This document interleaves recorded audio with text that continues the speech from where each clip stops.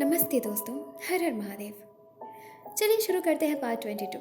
लेकिन उससे पहले अगर आप हमारे चैनल पर नए हैं तो हमारे चैनल को सब्सक्राइब कर लीजिए और साथ में बेल आइकन को भी प्रेस कर दीजिए ताकि सही समय पे आपको वीडियोस मिलते रहें। सुबह के 6 बजे गौतमी जगती है। जगने के बाद अंगड़ाई लेते हुए वो उठकर बैठ जाती है और फिर खुद में ही बोलने लगी।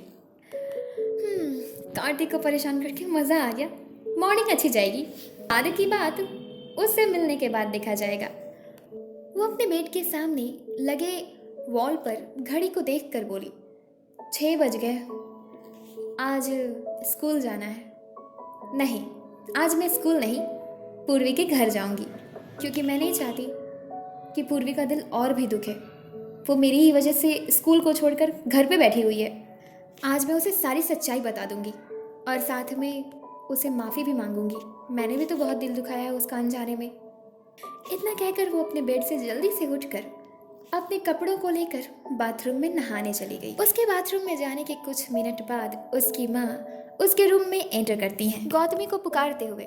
गौतमी, कहाँ हो तुम? गौतमी जब अपनी माँ की आवाज़ सुनती है तो अंदर से ही बोलती है, माँ मैं नहाने आई हूँ। गौतमी की माँ, अच्छा ठीक है, जल्दी से नीचे आओ, नहाकर मैंने नाश्ता बना दिया है, ठीक है? स्कूल जाना है ना? गौतमी बोली, माँ मैं बाहर आकर बताती हूँ आपको, ठीक है? गौतमी की माँ खुद में ही, क्या वहीं से हाँ या ना नहीं कह सकती क्या? खैर, इतना कहकर गौतमी की माँ उसके बेड को ठीक करने लगती हैं। बेड को ठीक करने के बाद उनकी नज़र गौतमी के मोबाइल पर पड़ती है। वो मोबाइल को अपने हाथ में लेकर ऑन करते हुए बोली, इसकी नानी का नंबर निकाल लेती हूँ, डिलीट हो गया है मेरे मोबाइल से। उन्होंने जैसे ही कॉन्टैक्ट नंबर्स को खोला, उसमें सभी नंबर्स सेव थे सिवाय कार्तिक के नंबर के, और उनकी नज़र सबसे पहले उसी नंबर पर पड़ी। उस नंबर को देखते हुए वो बोली, ये किसका नंबर है? अननोन लग रहा है। उन्होंने जब उसकी कॉल हिस्ट्री चेक की तो उसमें 2 बजे से कॉल किया गया था। वो उसे पढ़कर बोली, रात के 2 बजे? शायद इसका कोई दोस्त होगा, मगर पूर्वी का नंबर तो अलग है और वो भी सेव्ड है। पहले स्कूल्स की छुट्टी कभी और होती थी और आधी कभी और थी। कहीं किसी लड़के का तो नंबर नहीं है ये। शायद मैं अपनी बेटी पे शक कर रही हूँ, लेकिन चेक करना ज़रूरी है, एक बार चेक करके देखती हूँ। ऐसा सोचकर वो कार्तिक को कॉल कर देती हैं। वो उसे बहुत बार कॉल करती हैं, लेकिन कार्तिक कॉल रिसीव ही नहीं करता है, क्योंकि उसका मोबाइल ज़मीन पर पड़ा हुआ था और कार्तिक बेड पर सो रहा था। वो उलट पुलट होकर सो रहा था। उसके मोबाइल का वॉल्यूम हाई था। वो उस मोबाइल के वॉल्यूम से इरिटेट होकर तकिए से अपने कान को ढक रहा था। बहुत परेशान होने के बाद वो अपने बेड से गुस्से से उतरते हुए बोला, कौन है ये बंदर जो इतनी सुबह सुबह कॉल कर रहा है? और अपने मोबाइल के पास जाकर उसे अपने हाथ में ले लेता है। वापस से अपने बेड पर आकर बैठने के बाद खुद से ही बोला, इस गौतमी की वजह से मैंने बंदर बोलना सीख लिया। फिर वो अपने मोबाइल में उस नंबर को देखता है। फिर वो खुद से ही बोला, गौतमी, ये तो गौतमी का नंबर है, इतनी सुबह सुबह ये क्यों कॉल कर रही है? गौतमी की माँ फ़ोन कट करने वाली ही थी, तभी कार्तिक फ़ोन को रिसीव कर लेता है। कॉल को रिसीव करते ही उसकी टांग खिंचाई करते हुए बोला, क्यों पपी, इतनी सुबह सुबह मेरी याद क्यों आ गई तुम्हें? ये सुनने के बाद गौतमी की माँ को कुछ समझ नहीं आ रहा था। उन्होंने झट से कहा, कौन बोल रहा है? उनकी आवाज़ सुनते ही कार्तिक अपने कान से फ़ोन को दूर करके खुद से ही बोला, ये कौन है? कहीं उसकी माँ तो नहीं? इसने मुझे मरवाने का पूरा प्लान कर रखा है क्या? इसने अपनी माँ को सब कुछ बता तो नहीं दिया?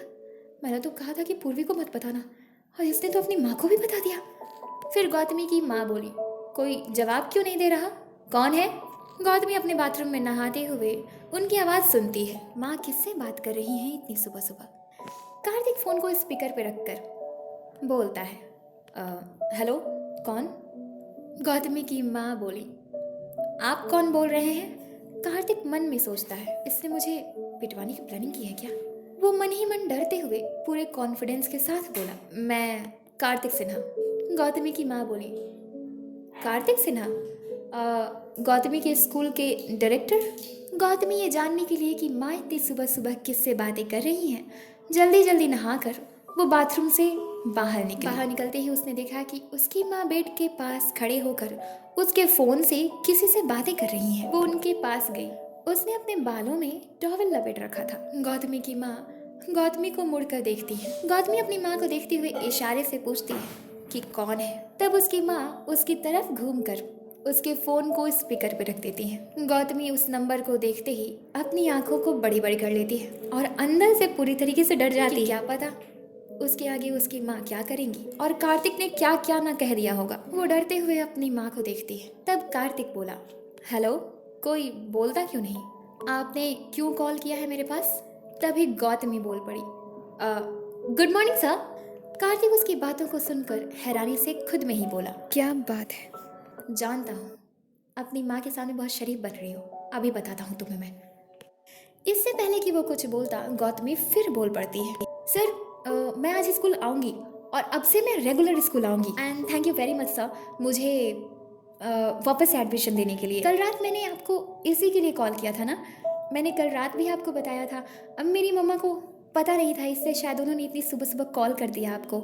कॉल उधर से आया था या इधर से किया गया था? गौतमी की माँ उसे देखते हुए बोली, कॉल मैंने किया था। गौतमी उन्हें देखकर हंसते हुए बोली, ओके सर, मिलते हैं स्कूल में। Thank you sir, thank you very much for giving me admission again in your school. Gautami इतना ही कहकर हड़बड़ाहट में कॉल को कट कर देती है। फिर गौतमी अपने बाल से टॉवल को निकालकर उसे सुखाने लगती है। फिर उसकी माँ उसके फ़ोन को बेड पर रखते हुए गौतमी को देखकर बोली, वो तुम्हें पपी क्यों बोल रहे थे? गौतमी ये सुनकर झट से अपनी माँ की तरफ मुड़ी और बोली, पपी? वो मुझे ये इस नाम से पुकार रहा था? मेरा मतलब है पुकार रहे थे मुझे इस नाम से वो? शायद मैं उनसे छोटी हूँ ना, तो प्यार से बोला होगा उन्होंने। डायरेक्टर सर बहुत अच्छे हैं, हम स्टूडेंट्स को बहुत प्यार से ट्रीट करते हैं। उसकी ऐसी बात सुनकर उसकी माँ को लगता है कि वो सही कह रही है, उसके डायरेक्टर सर सच में बहुत अच्छे हैं। फिर वो उसे देखते हुए बोली, हाँ पता चला, तुम्हारे डायरेक्टर सर सच में बहुत अच्छे हैं, बहुत अच्छा दिल है उनका, बच्चों के साथ बहुत अच्छे से ट्रीट करते हैं, इतने प्यार से बात करते हैं। गौतमी अपनी माँ को देखते हुए फेक हंसी के साथ, हाँ वो तो है, वो बहुत अच्छे हैं, वो तो मैं जानती ही हूँ। फिर गौतमी बोली, माँ आज मैं स्कूल नहीं जा रही, आज मैं पूर्वी के घर जाना चाहती हूँ।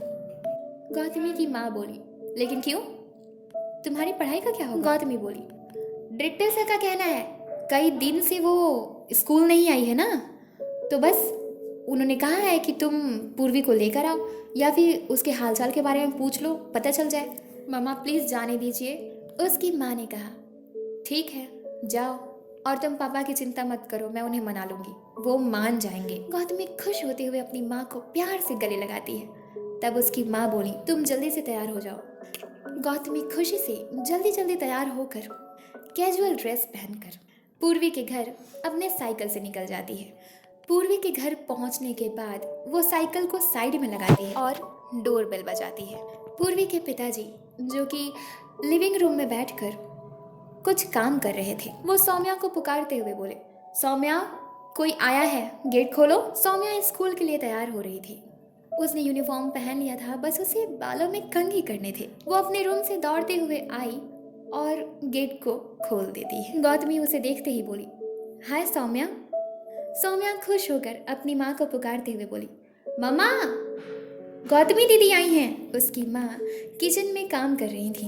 वो सौम्या की बात सुनकर किचन से बाहर आती हैं, गौतमी के सामने आकर, अरे गौतमी आओ ना, अंदर आओ। गौतमी आगे बढ़कर पहले पूर्वी की माँ के और फिर उसके पिताजी के पैरों को छूकर उन्हें प्रणाम करती है और फिर पूर्वी की माँ से पूछती है, आंटी पूर्वी कहाँ है, वो स्कूल नहीं चलेगी क्या? तब उसकी माँ ने कहा, तुम पहले बैठो तो। गौतमी बोली, नहीं आंटी, मैं पूर्वी से मिलना चाहती हूँ, कहाँ है वो? पूर्वी की माँ ने कहा, वो अपने कमरे में है, सो रही है, उसकी तबीयत खराब है, एक्चुअली कल उसका एक्सीडेंट हो गया था। गौतमी ये सुनकर बहुत परेशान हो जाती है। वो बोली, एक्सीडेंट? कैसे? और अब वो कैसी है?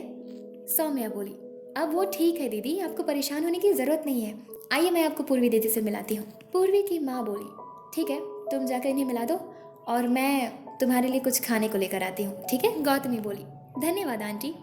इतना कहकर गौतमी सौम्या के साथ पूर्वी के कमरे में चली गई। उसके कमरे के गेट पर पहुँचने के बाद सौम्या गौतमी को देखकर बोली, वो देखिए दीदी सो रही है, आप धीरे धीरे जाइएगा और उसे देखकर वापस आ जाइएगा। मैं अपने कमरे में जा रही हूँ बाल को सेट करने, ठीक है? सौम्या इतना कहकर अपने कमरे में चली गई। गौतमी दबे पांव से उसके पास गई तो उसने देखा कि पूर्वी के सिर पर वाइट पट्टी बंधी हुई थी और वो सीधे लेटे हुए कमर तक कंबल को ओढ़कर सुकून से सो रही थी। गौतमी उसके पास जाकर उसके सिर को अपने हाथ से प्यार से सहलाते हुए उसके सिर को किस करती है। उसके आंखों में आंसू आ जाते हैं। वो सीधे खड़े होकर रोते हुए बोली, आई एम सॉरी पूर्वी, मैंने बहुत दिल दुखाया है तेरा। इतना कहकर गौतमी अपनी बाएं हाथ से आंसू को साफ करते हुए उस कमरे से बाहर जाने के लिए जैसे ही पीछे मुड़ी, पूर्वी उसके दाहिने हाथ को पकड़ लेती है। पूर्वी के ऐसा करने की वजह से गौतमी जल्दी से पीछे मुड़ती है। पूर्वी बोली, ये हकीकत है ना गौतमी, सपना तो नहीं ना? गौतमी उसे देखकर रोने लगती है और बड़ी सी स्माइल देते हुए खुश होकर बोली, नहीं, सपना नहीं, हकीकत हूँ मैं। देख, तेरे सामने हूँ। मुझे माफ़ कर दे पूर्वी, मेरी गलत फहमी थी वो। पूर्वी उठकर बैठने लगती है तो गौतमी झट से उसे पकड़ लेती है और उसे अपने सहारे से बेड पर दीवार से टेक लगाकर बिठा देती है और उसके बाद गौतमी उसके गले भी लगती है। पूर्वी और गौतमी दोनों के ही आंखों में खुशी के आंसू थे। दोनों ही एक साथ एक दूसरे के आंसू को पोंछती हैं। पूर्वी खुश होते हुए बोली, तुझे पता है, आज का दिन मेरी ज़िंदगी का सबसे खूबसूरत और यादगार दिन है। जब तक रहूँगी ना तब तक इस दिन को कभी नहीं भूलूंगी। उसकी बात को सुनकर गौतमी हंसती है और फिर उसके दोनों हाथ को अपने हाथ में थाम कर उसे देखते हुए प्यार से बोली, मुझे माफ़ कर दे पूर्वी, मुझे ऐसा लगा कि तू बात करिए मुझसे और मैंने तेरा बहुत दिल दुखाया, तेरी बात नहीं सुनी। मुझे तुझे सुन लेना चाहिए था स्कूल में ही, इतनी बड़ी बात होती ही नहीं। पूर्वी बोली, क्या हुआ है? किस बात से तू मुझसे नाराज़ थी गौतमी, ये तो बता दे। गौतमी बोली, उससे पहले तू ये बता कि तेरा एक्सीडेंट कैसे हुआ यार? किसने तुझे हॉस्पिटल पहुंचाया? क्या हुआ? ये सब बता ना मुझे। पूर्वी बोली, इतना परेशान होने की ज़रूरत नहीं है, अब मैं ठीक हूँ। मेरा एक्सीडेंट मेरी ही गलती के कारण हुआ था। मुझे बुखार था, चक्कर आ रहा था, रोड पे जा रही थी, ट्रक आया, मार के चला गया। ज़्यादा नहीं है, बस सिर में थोड़ी सी चोट है। अभिजीत ने मुझे हॉस्पिटल पहुंचाया, उसी ने अपना खून देकर मेरी जान बचाई। गौतमी उसके चेहरे पर वो खुशी देख सकती थी जो अभिजीत का नाम लेने के बाद उसके चेहरे पर आई थी। थोड़ी देर खुश होने के बाद पूर्वी बोली, हाँ अब चल तू बता, तू क्यों नाराज़ थी मुझसे? गौतमी बोली, तेरा मोबाइल उस बंदर के पास है ना? पूर्वी बोली, मेरा मोबाइल कार्तिक के पास है। गौतमी, हाँ वही, मैं उसे बंदर बोलती हूँ। गौतमी अपने साथ हुए सभी बातों को विस्तार से पूर्वी को बता देती है। पूर्वी वो सब कुछ सुनने के बाद गुस्से से बोली, इस कार्तिक के बच्चे की तो इसकी तो जान ले लेनी चाहिए यार। ये इंसान नहीं, राक्षस है, शैतान है, शैतान का देवता है ये। इसने मेरी और तुम्हारी दोस्ती को तोड़वा दिया इतनी आसानी से। अब तेरी जगह पर मैं होती ना तो मैं भी भरोसा कर लेती, अगर तेरे नंबर से वो बच्चा, मतलब वो कार्तिक का बच्चा ऐसे करता तो। गौतमी बोली, तू चिंता मत कर, तुझे पता है ये जानने के बाद में मैंने उसके ऑफिस को कचरा बना दिया था, उसे बहुत बुरा भला सुनाया। मैं किडनैप हो गई थी, किडनैपर ने उसी को मांगा मेरे बदले। पूर्वी चिंता करते हुए, तू किडनैप हो गई थी? किस गधे ने किडनैप किया था तुझे? गौतमी बोली, वो मोहन अंकल हैं, अब वो कार्तिक के अंकल हैं और मेरे भी। गौतमी उनके बारे में भी सारी बातें बता देती है। पूर्वी बोली, सो सैड, मतलब ये कार्तिक का बच्चा, इसमें तनिक भी इंसानियत नाम की कोई चीज ही नहीं है। इंसान है या राक्षस? गधा कहीं का, बंदर, कार्तिक का बच्चा, बेवकूफ। तभी गौतमी बोली, बस बस बस बस कर यार, तू उसे जितना बोलेगी ना उतना कम है। तू उसे बोल लियो, लेकिन तेरे सिर में दर्द हो जाएगा, ज़्यादा मत बोल और तनाव वाली चीज़ें मत सोच, ठीक है? इधर कार्तिक अपने रूम में नहाने के बाद कपड़े पहन रहा था। वो अपनी शर्ट की बटन बंद कर रहा था शीशे के सामने खड़े होकर। तभी उसकी बाईं आंख फड़कती है। वो उसके साथ इतना ज़्यादा हो रहा था कि वो परेशान होकर उसी वक्त अपनी माँ के पास नीचे गया वो अपनी माँ को ढूंढते हुए किचन में गया। वहाँ उसकी माँ ब्रेकफास्ट की तैयारी कर रही थी। वो अपनी माँ के पास जाकर बोला, माँ, मैंने आपको कहते सुना है कि बाईं आंख लड़कों की फड़कती है तो कुछ अशुभ होता है ना? उसकी माँ उसे देखते हुए बोली, क्यों, तुम्हारी बाईं आंख फड़क रही है? कार्तिक ने कहा, हाँ। उसकी माँ काम छोड़कर उसे देखकर बोली, ये तो कुछ अशुभ संकेत है। तुम आज कहीं नहीं जाओगे, तुम बस अपने रूम में बैठोगे। कार्तिक भी परेशान हो गया और बोला, ठीक है, मैं अपने रूम में जा रहा हूँ, मैं तुम्हारे लिए रूम में ब्रेकफास्ट लेकर आऊँगी, ठीक है, तुम वहीं जाओ। कार्तिक क्यूट सी फेस बनाते हुए अपनी माँ को देखकर हाँ में सिर हिलाता है और उस अशुभ संकेत के बारे में सोचते सोचते ही अपने कमरे में चला गया। वहाँ जाकर अपने रूम में इधर उधर चलते हुए सोचते हुए बोला, मेरे लिए अशुभ क्या हो सकता है इस वक्त के लिए? मेरे कंपनी में लॉस, ये अशुभ नहीं है। कहीं मेरे फैमिली पर कोई खतरा तो नहीं आने वाला है? हे, कहीं गौतमी ने पूर्वी को बता तो नहीं दिया? मैं उसे कॉल करता हूँ। वो जल्दी से टेबल से अपने मोबाइल को उठाकर गौतमी को कॉल करता है। गौतमी पूर्वी के गुस्से को शांत कर रही थी। गौतमी अपने फोन को पलट कर देखती है तो वो कार्तिक का कॉल था। वो अपने फोन को देखते हुए बोली, कार्तिक का फोन? पूर्वी उसके हाथ से मोबाइल झट से ले लेती है और बोली, लाओ मैं बात करती हूँ इस बंदर से, इसका तो आज मैं मुंह तोड़ के रहूंगी, इसको आज छोड़ूंगी नहीं, इसकी हिम्मत कैसी हुई ऐसी हरकत करने की। इतना कहकर पूर्वी कार्तिक के फोन को रिसीव कर लेती है और अपने कान के पास लगाकर गुस्से भरी आवाज में बोली, कार्तिक के बच्चे, तुम्हारी हिम्मत कैसी हुई ऐसी हरकतें करने की?